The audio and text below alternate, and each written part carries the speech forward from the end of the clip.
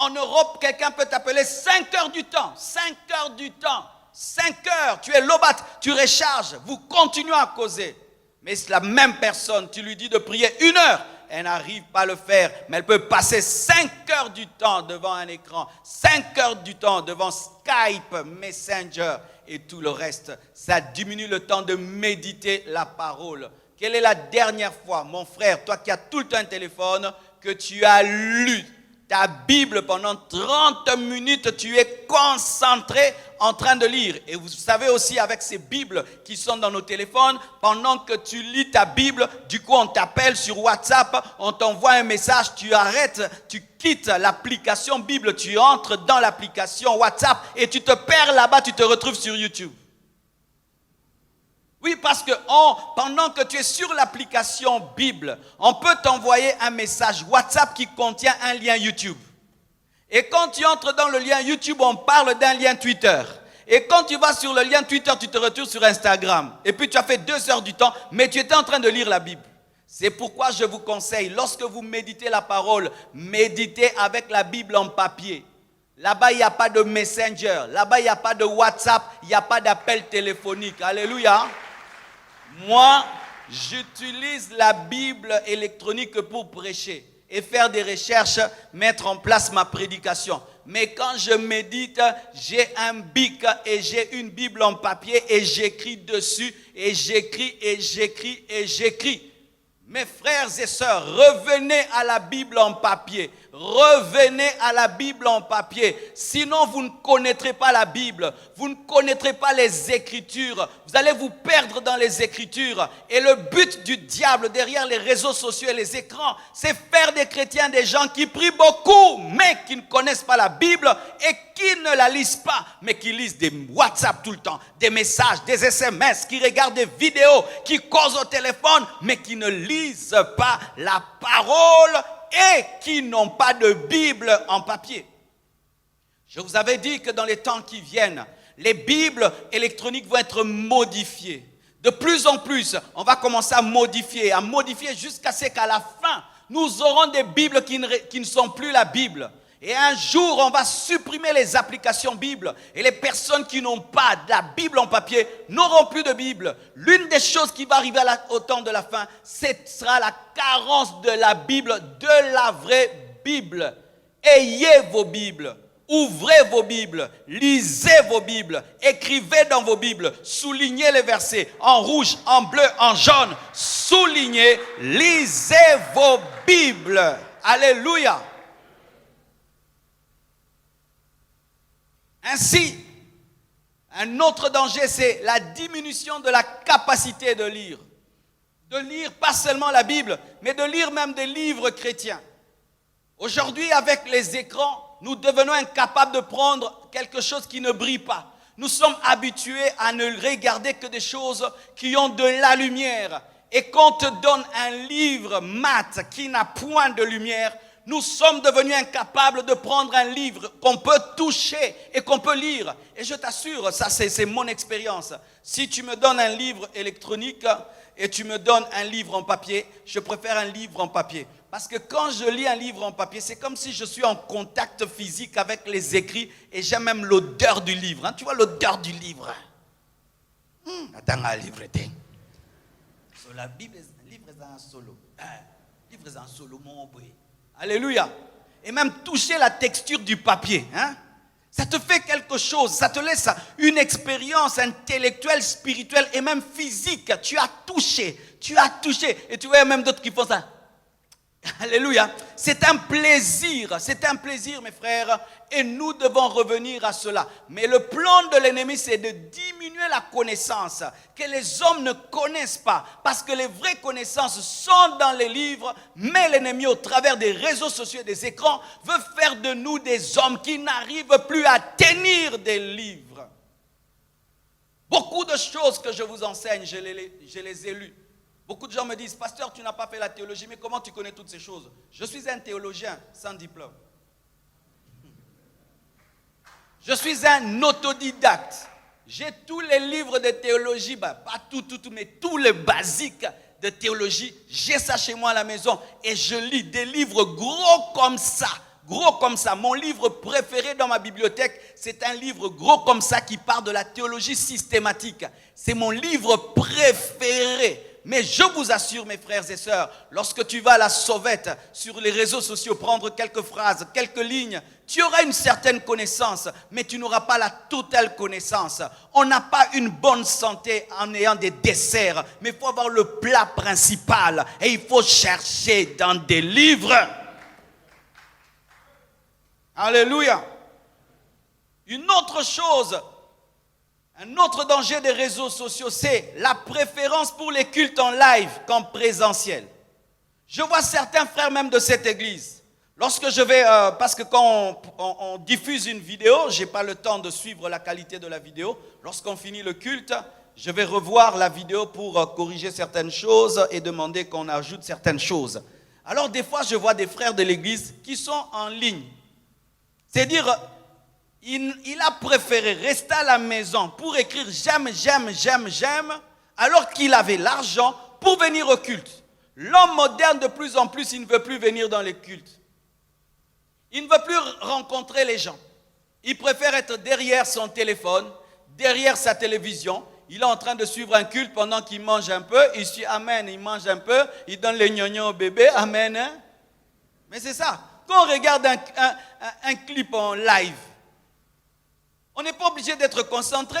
Tu peux être en train de faire 3-4 choses, en train de déjeuner pendant que tu regardes manger. Tu n'as pas la même concentration que les personnes qui sont ici.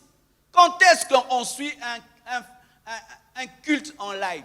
C'est lorsqu'on est dans l'incapacité d'y participer. Tu n'as pas les moyens de transport, tu n'as pas le temps. Tu es à l'étranger, mais tu veux suivre le culte de l'église Compassion. Tu ne peux pas prendre un avion et tomber tout le temps ici. Là, tu es obligé. Mais pour vous qui êtes à Kinshasa, vous êtes comme ceux qui sont à Paris. Et des fois même, ils restent à la maison. Mais le live commence quand? On n'aime plus la communion fraternelle.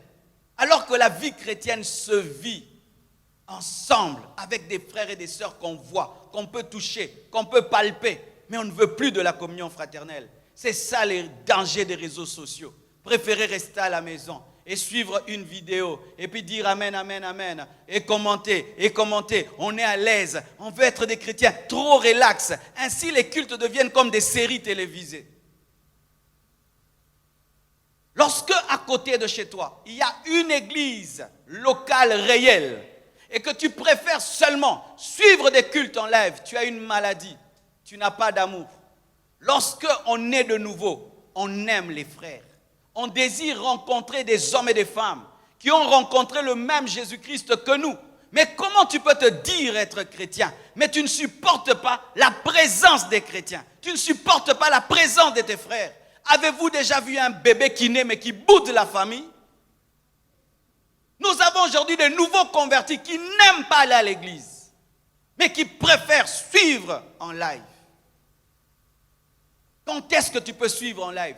C'est lorsque là où tu es, il n'y a pas d'église. Il n'y a pas d'église. Ou il n'y a pas de bonne église. Tu n'es pas convaincu qu'ils sont dans la vraie doctrine. Tu n'es pas convaincu qu'ils craignent Dieu. Ou ton travail t'en empêche. Ou tes occupations réellement t'en empêchent. Mais si tu as le temps de te rendre dans un culte, Dieu te l'impose, mes frères. La Bible dit, n'abandonnez pas vos assemblées. Je parle à tous les frères de l'église Compassion qui me suivent là. Reviens ici. Oui, qu'est-ce que tu fais à la maison? Qu'est-ce que tu fais à la maison, mon frère? Tu habites à Limité, ici à côté. Tu habites ici à côté, ici. Tu peux prendre une moto, tu viens au culte, j'attends le live. C'est ça la maladie des réseaux sociaux. Donne-moi la main que je continue. On néglige les assemblées. On néglige l'autorité des pasteurs. Les réseaux sociaux ont engendré des chrétiens sans autorité. Qui est ton pasteur? Facebook. Qui est ton pasteur? YouTube. Des chrétiens qui ont comme pasteur eux-mêmes. Ils décident tout sur lui-même. Personne ne le gère, personne ne le contrôle. Qui est ton pasteur? Toi qui me suis, qui est ton pasteur? C'est vrai que tu suives mes prédications, gloire à Dieu. Est-ce que je suis ton pasteur? Ou tu aimes seulement mes prédications? Qui est ton pasteur? Parce que maintenant, vous ne voulez plus d'autorité sur vos vies. Alors que Dieu a établi des autorités, il a établi des apôtres, il a établi des pasteurs. Les pasteurs ne se sont pas établis. Des bergers qui n'aiment pas, des brebis qui n'aiment pas avoir des bergers. C'est ce que nous avons aujourd'hui. Des brebis qui se dirigent toutes seules et qui mangent ce qu'elles veulent et ainsi attrapent des maladies spirituelles. Qui est ton pasteur? Qui est ton pasteur? Si tu te convertis au travers de l'Internet, après que tu t'es converti au travers de l'Internet, Dieu va te conduire vers un homme de Dieu qui va t'enseigner.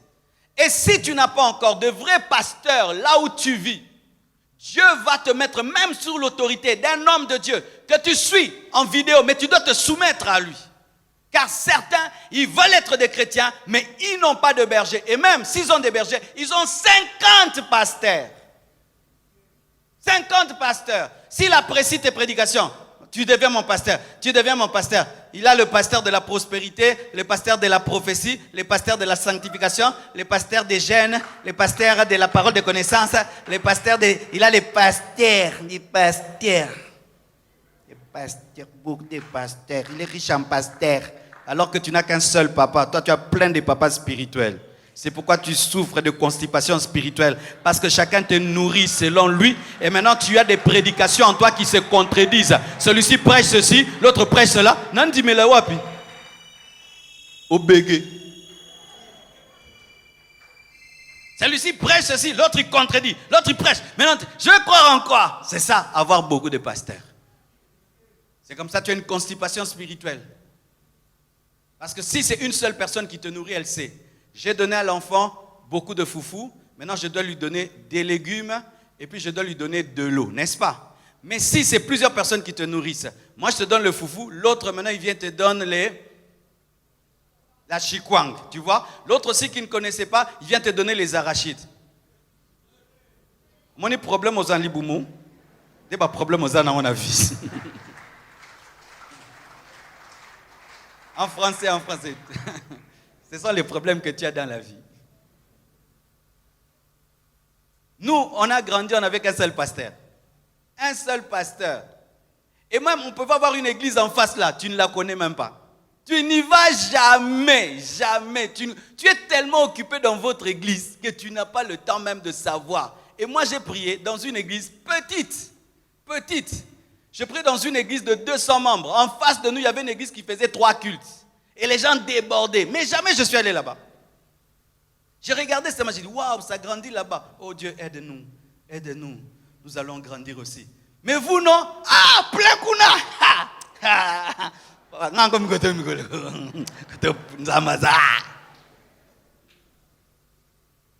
Et alors tu vas là-bas, on contredit tout ce qui faisait ta force. On te prêchait la sainteté, la crainte de Dieu. Là-bas, on va te dire, non, Dieu est amour, frère. Dieu est amour. Et puis tu te dis, mon pasteur de la petite église avait raison ou c'est ce pasteur de la grande église qui a raison? Tu bègues. C'est quand vous trouvez maintenant des chrétiens, ils ne croient plus en rien. Tu crois en la prière? Est-ce qu'un chrétien peut gêner? Il peut gêner, mais il peut aussi ne pas gêner. Est-ce que donner la dîme, c'est dans la Bible? C'est dans la Bible, mais dans l'Ancien Testament, mais aussi dans le Nouveau Testament, mais je ne sais pas. Tu vois ton problème maintenant? Tu crois en quoi? Tu as plusieurs enseignements, tu as plusieurs doctrines. Même quand tu vas sur Internet pour écouter, tu dois écouter les gens qui ont la même vision que ton pasteur, qui prêchent les mêmes choses que ton pasteur. Pas les gens qui contredisent ce qu'on t'a enseigné depuis que tu es enfant. Moi, tu me prêches. Je sens seulement que tu diminues la crainte de Dieu en moi. Je ne t'écoute plus jamais. Même si tu es un archi, et tu as 1 million d'abonnés, je ne te suis plus. Pourquoi tu veux m'enlever la force de ma vie chrétienne, ce qui m'a nourri depuis que je suis un enfant? Tu ne peux pas me l'enlever. Mais vous, votre problème, c'est que vous écoutez même les gens qui vous enlèvent votre force, qui vous enlèvent même la vision, la crainte de Dieu, la pureté. Pourquoi? Parce que c'est un mouvement. C'est ça les réseaux sociaux. Tu es là, tu es en train de les enseigner, mais avant qu'ils ne viennent t'écouter, ils ont écouté 3 vidéos. 3 vidéos. Le mystère du coq. Il a écouté déjà ça avant de venir t'écouter. La révélation des écailles du crocodile de Job. Qu'est-ce que le coq avait dit lorsque Pierre avait régné? Maintenant, comment j'enseigne sur les réseaux sociaux? Ah, les choses de la terre. Pasteur Amata. Tu vois ton problème? Un enfant qui mange des sucreries avant le temps de manger, est-ce qu'il a l'appétit? Au lieu d'aller réécouter ce que je t'ai enseigné dimanche, non? Tu oublies déjà ce que j'ai enseigné dimanche. Tu vas prendre le mystère du coq. Que dit la souris au buffle? Tout ça là. Et après, quand on te prêche maintenant, la parole selon la vision que Dieu a donnée à ton pasteur, tu es déjà constipé, tu es déjà rassasié, tu ne reçois plus rien. Et ça va faire que tu vas faire des années à l'église, tu ne grandis pas. Pourquoi? Tu es déjà saturé. Donne-moi la main, je vais te parler encore. Ça ne parle pas des réseaux sociaux, c'est de la pastorat. Vous savez pourquoi on a fait des programmes du culte? On prie dimanche, pas lundi, pas mardi, mercredi, on saute jeudi, et puis vendredi, et puis on saute samedi, et puis dimanche. Vous savez pourquoi? C'est pour vous donner le temps de digérer. C'est pour vous donner le temps de vous reposer. C'est pour vous donner le temps aussi de travailler, d'étudier. C'est pour vous donner aussi le temps de visiter vos familles, de faire autre chose. Mais qu'est-ce que je remarque? On vous donne le temps de vous équilibrer, mais vous, quand on vous donne le temps, vous ajoutez toujours. Donc, s'il n'y a pas culte à la compassion demain, toi, tu iras quelque part. S'il n'y a pas culte à la compassion samedi, tu es quelque part. Donc, toi, tu es du dimanche au dimanche, mode prayer. Plus que même moi. Et maintenant, comme moi, en plus de prêcher, je fais des grandes choses. Tu dis, vous voyez les pasteurs, ils sont en train de nous appauvrir, ils deviennent riches. Moi, je suis équilibré, frère. Demain, Libanga. Vendredi, Tokutani. Mais toi, demain, tu seras dans une autre église encore, en train de recevoir. Recevez. Tu as beaucoup reçu, c'est le temps de faire sortir. Toi, tu fais qu'ajouter. 30 jours, tu as écouté. Au lieu maintenant d'aller revisiter tes enseignements pour les pratiquer, tu vas encore te promener partout. C'est pourquoi les chrétiens au Congo n'avancent pas, parce que vous ne respectez pas Ecclésiaste 3, verset 1.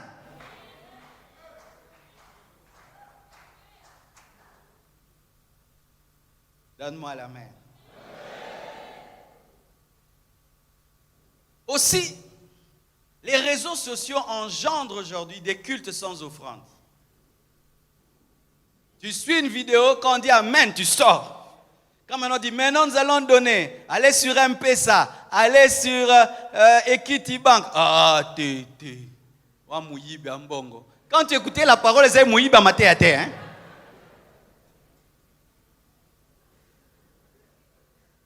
Quand nous prêchons pendant 1 heure, c'est bon. Comme maintenant on dit, maintenant nous allons donner les offrandes pour la construction. Nous allons donner l'offrande pour l'orphelinat, bénir la parole.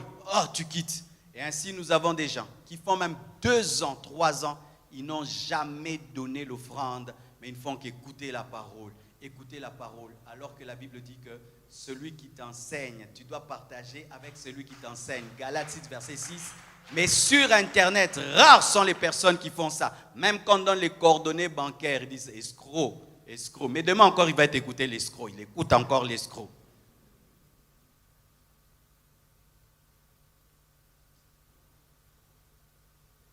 La séduction spirituelle. Jamais je n'amènerai quelqu'un ici vous enseigner des fausses doctrines. Satan sait que ce sera difficile pour lui d'introduire dans des bonnes églises des fausses doctrines. Mais il sait que sur Internet, il peut le faire. Il peut envoyer un pasteur t'enseigner des choses. C'est pourquoi, frère, lorsque vous allez sur Internet, discernez ce que vous écoutez. Quand tu écoutes un enseignement, tu sens ton esprit, le Saint-Esprit en toi être attristé. Arrête. Quand tu écoutes un enseignement, et puis après tu n'as pas envie de prier, d'aimer Dieu, arrête. Lorsque tu écoutes un enseignement, il te pousse à te rebeller contre ton pasteur, arrête. Lorsque tu écoutes un enseignement, tu sens qu'il ne te remplit pas d'amour envers ton prochain, mais te remplit de critiques, de haine, de jugement, arrête. La diminution de la sensibilité à la voix du Saint-Esprit. Vous savez, nous, lorsqu'on n'avait pas les réseaux sociaux, quand tu cherches la volonté de Dieu, et tu cherches même une prédication, qu'est-ce que tu fais? Tu prends ta Bible, tu commences à prier, tu lis, et puis tu trouves. Mais aujourd'hui, les jeunes prédicateurs, il a à peine une année dans le Seigneur. Quand on lui demande de prêcher, au lieu d'aller lire la Bible et de prier, il va sur Internet. On lui dit de prêcher sur le pardon. Il va sur YouTube. Qui a déjà prêché sur le pardon? Pardon. Tous les messages de pardon sortent. Il réécoute, il enregistre. Ça fait que tu ne développes pas la sensibilité à la voix de Dieu. Et tu n'auras pas des messages qui viennent du trône. Tu n'auras que des plagiats. Les réseaux sociaux ne doivent pas t'empêcher de creuser la parole pour avoir tes propres prédications. Comment moi je fais? Je cherche d'abord à avoir ma prédication. Maintenant, pour équilibrer et savoir ce que les autres disent sur le sujet, je les écoute aussi afin d'enrichir. Mais moi-même, je dois avoir la base. Mais si ta base est faite des autres, tu ne vas pas développer la sensibilité à la voix de Dieu pour capter le message. Surtout, chers prédicateurs. Internet est rempli de prédications. Tu vas sur Google, tu tapes, on te donne tout. Mais si tes prédications ne viennent que de Google, ne viennent que de YouTube et tout le reste, le jour que ça va bugger, ton ordinateur bug, ton téléphone bug, tu seras sans révélation. Apprenez à trouver dans la présence de Dieu vos prédications. Apprenez à trouver à genoux vos messages. Apprenez à écouter Dieu que d'aller trouver déjà des prédications toutes faites et faire du plagiat. Et cela encore amène une inondation spirituelle. Les hommes ont tellement de connaissances en peu de temps. Il vient de se convertir. C'est le temps qu'il puisse avoir les basiques. Mais il va manger en désordre sur Internet. Il a des révélations de l'Apocalypse, des révélations de l'eschatologie. Un nouveau converti. Maintenant, il se perd. C'est pourquoi il faut être dans une église locale où on t'enseigne graduellement, progressivement. On sait que tu es un nouveau converti, on commence d'abord par les affermissements et puis ça, et puis tu vas aller. Mais quand tu n'es qu'un chrétien des réseaux sociaux, tu vas te nourrir toi-même et tu vas commencer par les os au lieu de commencer par le lait. La maman sait que le bébé, je lui donne du lait, mais j'ai la vision de lui donner les os. Mais je commence par le lait. Mais si le bébé se nourrit lui-même, il va prendre un os et il va se détruire la bouche. Aussi, mes frères, la diminution de la consécration et de la sanctification. Un homme consacré, dès le matin, pense à Dieu. Dès le matin, cherche Dieu. Quand il met seulement son pied par terre, il s'agenouille, où il va chercher Dieu, là où il le cherche. Ça, c'est un homme consacré. Mais aujourd'hui, les hommes d'aujourd'hui, dès qu'il est réveillé, il cherche le téléphone. Il ouvre le téléphone. Qui m'a écrit? Qui m'a écrit? Qui m'a écrit? Et ça a diminué la consécration. Lorsque tu es consacré, tu penses à Dieu en tout moment. Mais aujourd'hui, nous pensons à nos téléphones à tout moment. Nous avons plus conscience de nos téléphones que de la présence de Dieu. Plus conscience, surtout si on t'a déjà volé une fois le téléphone. Tu es tout le temps conscient. Quand on ne te vole pas ton téléphone, est-ce qu'il a vibré? Est-ce qu'il a sonné? Est-ce qu'on m'a appelé? Est-ce qu'on m'a appelé? Est-ce qu'on m'a appelé? Et la sanctification diminue, la consécration diminue. Comment Joseph a pu résister à la femme de Potiphar? Il avait la révélation que Dieu était partout. Quelqu'un qui n'a pas la révélation que Dieu est partout pêche facilement. Mais si tu oublies Dieu seulement le matin, tu vas l'oublier toute la journée. C'est pourquoi remarque, quand tu commences ta journée au téléphone, tu l'as fini au téléphone. Parce que des fois, Satan peut t'avoir. Tu prends seulement ton téléphone le matin. des problèmes commencent jusqu'à 15 heures et toute ta journée est gâchée. Tu n'as même pas eu le temps de t'agenouiller. C'est pourquoi, mes frères, moi j'ai découvert qu'en soi le téléphone n'est pas un téléphone, c'est une porte. Qui le matin, à 5 heures du matin, ouvre sa porte grandement ouverte, dit aux voisins d'entrer. On ne le fait pas, n'est-ce pas? On arrange d'abord la maison, on se prépare, on se lave et puis on peut ouvrir la porte. Et tu n'as pas encore prié, tu n'as pas encore cherché Dieu, tu ne connais pas la direction de Dieu de cette journée-là, tu ne connais pas les combats de ce jour-là, les décisions que tu dois prendre, tu ne connais pas. Et tu vas ouvrir la porte du téléphone et puis du coup, des mauvais messages t'attendaient, qu'on t'avait écrit la nuit, des mauvaises choses, ça vient vers toi, mais tu n'es pas préparé spirituellement. Moi, mon téléphone me fait peur, hein? Parce qu'un seul SMS peut détruire ma journée, vrai ou faux? Un seul SMS, une seule photo peut détruire ma journée. Une seule vidéo peut détruire ma journée. Tu es en train de dormir, mais la nuit là, on a fait une vidéo contre toi, tu ne savais pas. Toi, tu dors comme un bébé, mais la vidéo est déjà sur Internet et tu es calme. Le matin, Dieu te dit, va prier. Toi, tu ne sais pas pourquoi. Alors qu'il sait déjà qu'on a déjà fait une vidéo sur toi. Il te dit, va prier parce qu'il veut que tu puisses amortir le choc. Toi, tu ne veux pas. Tu ouvres, crise cardiaque. Oh, mais oui, mes frères, moi, mon téléphone, je sais que c'est une porte, ce n'est pas qu'un appareil, c'est une porte. Hier, les hommes, quand ils nous cherchaient, qu'est-ce qu'ils faisaient? Ils frappaient à nos portes. Aujourd'hui, quand ils nous cherchent, qu'est-ce qu'ils font? Ils nous appellent. Et ainsi, de la même manière que tu contrôles la porte, ta grille, tu dois contrôler ton téléphone. Oh, donne-moi l'amen.